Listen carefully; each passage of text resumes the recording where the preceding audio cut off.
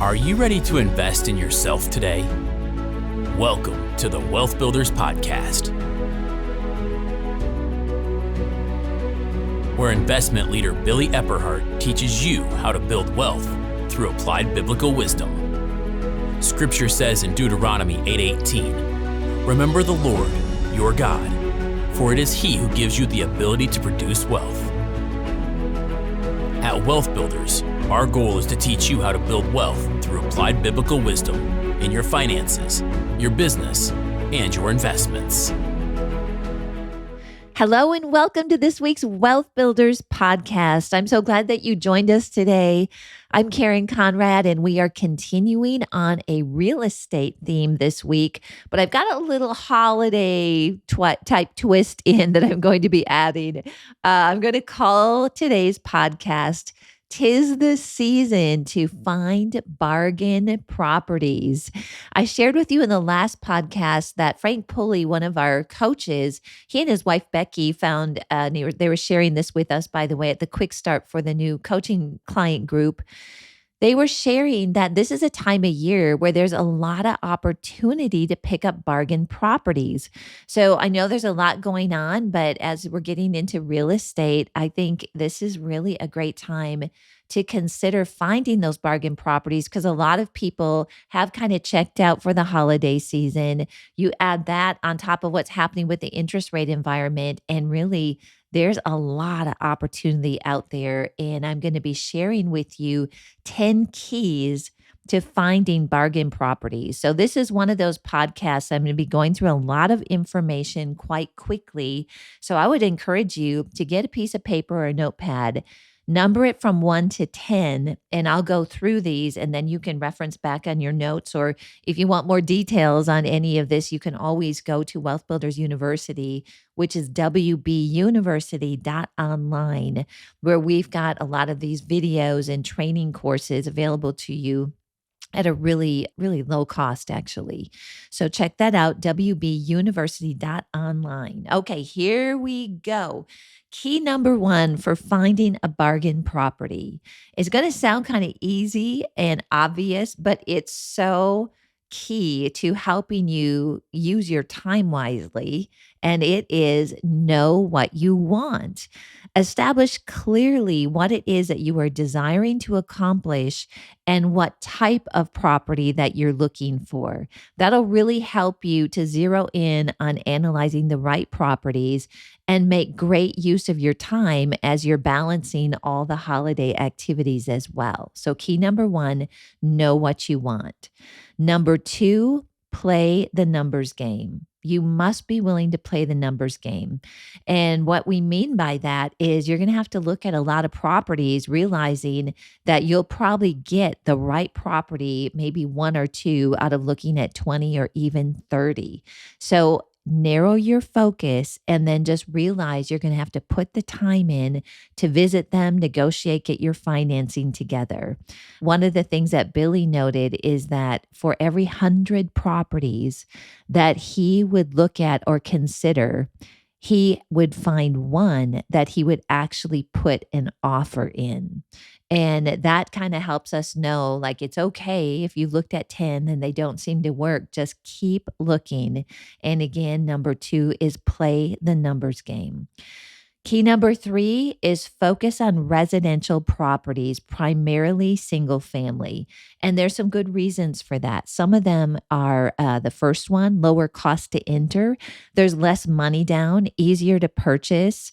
So if you compare maybe getting one property at $200,000 versus a multifamily at $1 million plus, it's going to be easier to get the property, get in for financing. It's going to be easier to sell if you're looking at doing a flip or just holding it for a shorter period of time. And they're easier to find. They're plentiful. There's a lot more single family properties on the market than there is good, strong multifamilies or apartment buildings. All right. Key number 4 is look for distressed properties. Distressed simply means the condition of the property. And ideally, you want to look for a distressed property that just has cosmetic issues. We are looking at a property right now down in Florida that we're taking these keys and applying it. And we found it. It's on the canal, which we really like down there. And that was one of the things that we saw when we were looking on the internet. On the outside, it looks great. But on the inside, we could clearly see that there was something going on with the property. It is very dated, stained carpets where the canal is. The seawall is like broken up. And that also cued us into another distress definition, which means the situation of the seller. That's really important. Billy shares with us at the real estate workshops that you really want to know the situation of the seller every time. So, in this property, as an example, not only do we have a distress with the condition of the property, but as we started to look into it based on these keys, we found out what the situation of the seller was. And that also is distressed. It's a family whose remaining parent passed away, and they are trying to sell that property. So those were the reasons that we looked at it and said there's some potential here. Not only can we come in and know that we can do a great job bringing that property up to the condition that would be highly desirable in the market, even in today's market, but also when you've got the situation of the seller where it's a family, I'm sure they would really love to get that under contract here by the end of the year. We feel that it's a great opportunity. So that is key number 4. Key number 5 is determining value. And this is really important, especially in the market that we have today, keeping up with what's happening in the market and how much the market that you're looking in is affected by the interest rate environment. So not every market's the same. And for example, the one that we're in Florida, the values aren't really decreasing, but the time on market is increasing a bit. We're starting to see people lower prices, and there seems to be kind of a lot of, this might be a little harsh, but junk, if you know what I mean. Like the properties that are going on the market are not the ideal properties. But our risk is, even with the one that we're looking at, is determining the value. So we might know what that value is today, but looking at the trends of the market over the last 3 months and even 6 months, we have to look out ahead to when we actually would have the property done and what the value would be at that time. So there's 3 ways that you can take a look at determining value. The first one is sales comparisons to like properties.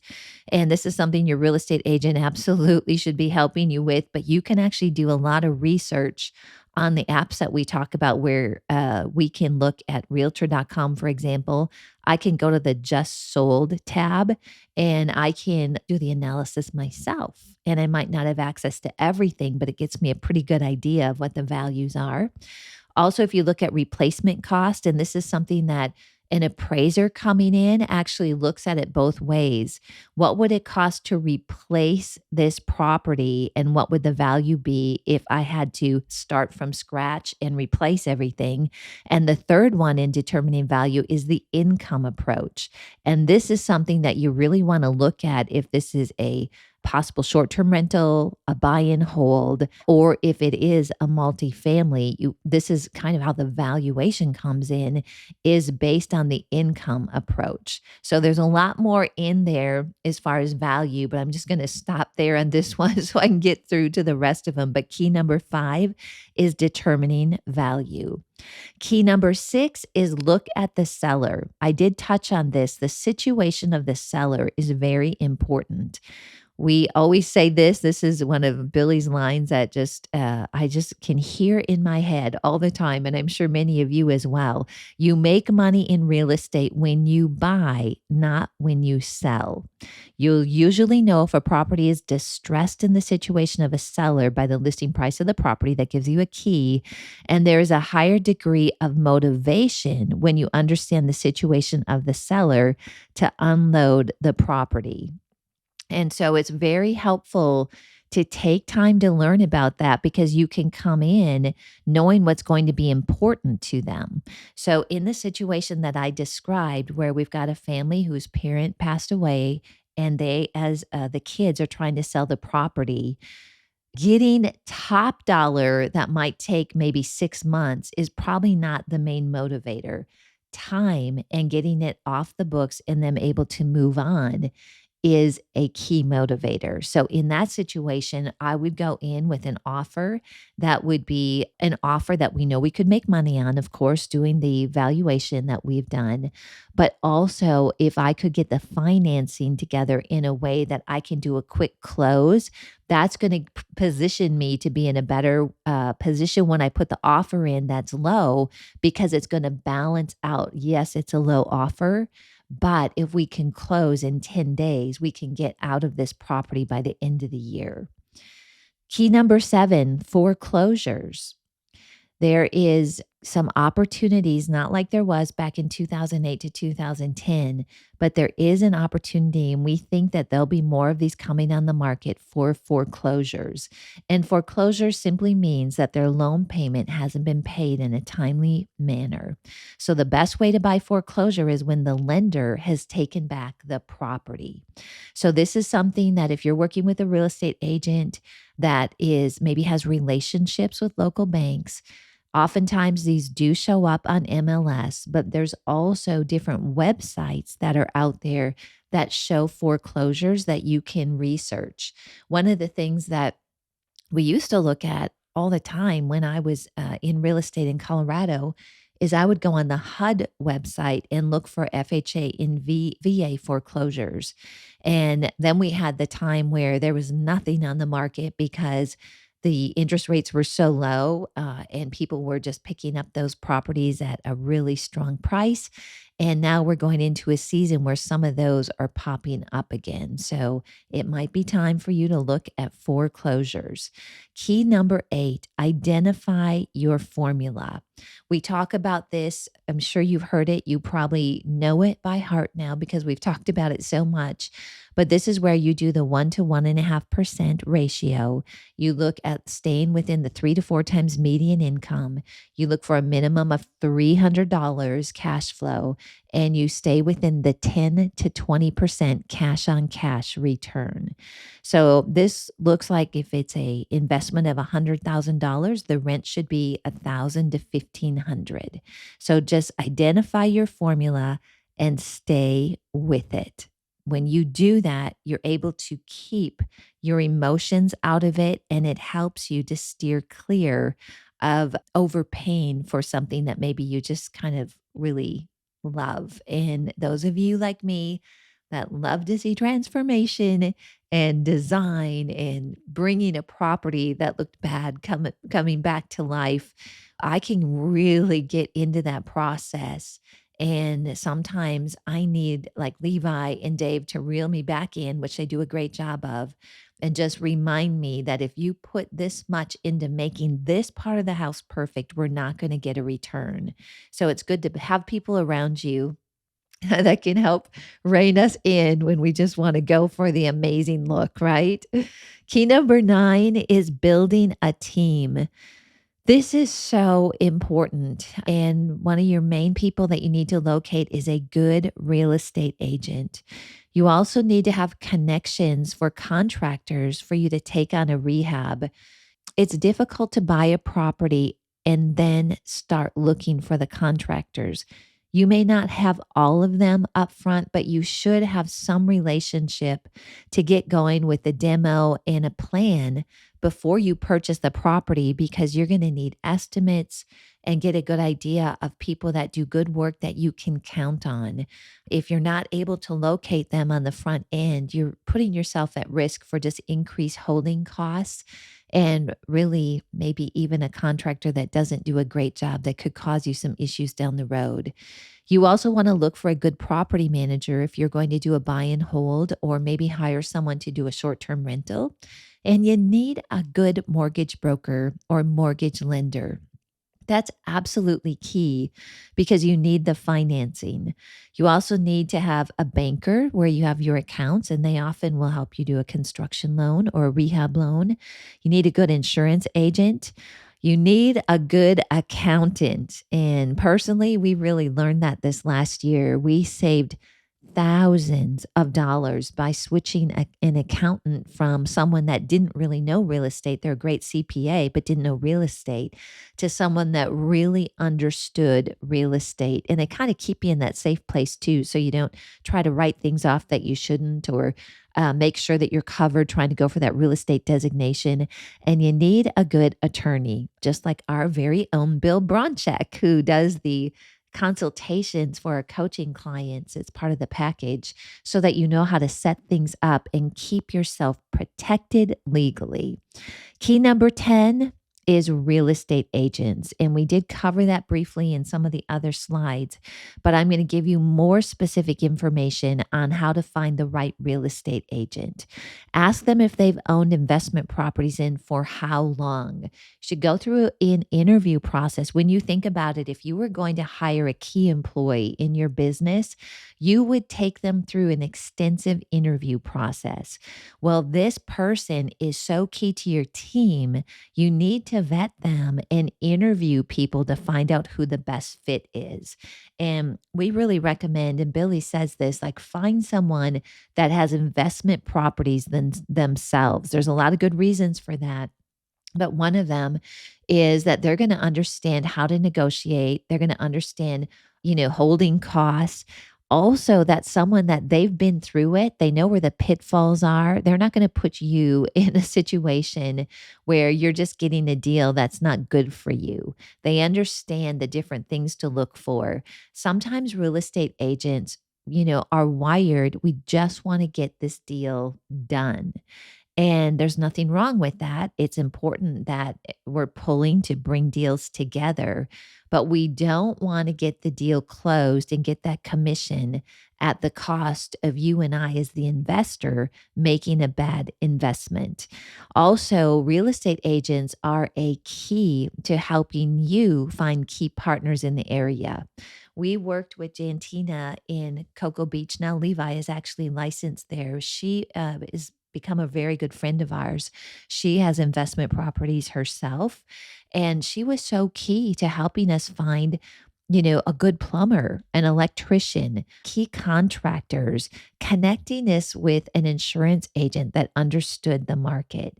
Your insurance agent is key, and your real estate agent is the key to helping you find these people in the market that are going to help you bring your dream of investing in real estate to reality. Also, ask them if they or another agent they know personally manages properties. A good property manager is key. We have a fabulous property manager. Actually, they're part of the real estate coaching group down in Melbourne, Texas, Troy and Eileen Peterson with IGC. And I can't tell you how awesome it is to have a strong real estate agent and the property manager helping to vet deals. They look at it from different perspectives, and it's just been a huge blessing. And we want to explain our formula to the real estate agent and ask them to bring us only to properties that meet that formula. If they know what your criteria is, that's going to help them to vet out the right properties and make sure that your time is being very valued and you're being efficient, especially during the holiday season in looking at properties. So we want to just let you know that this is a great time and encourage you.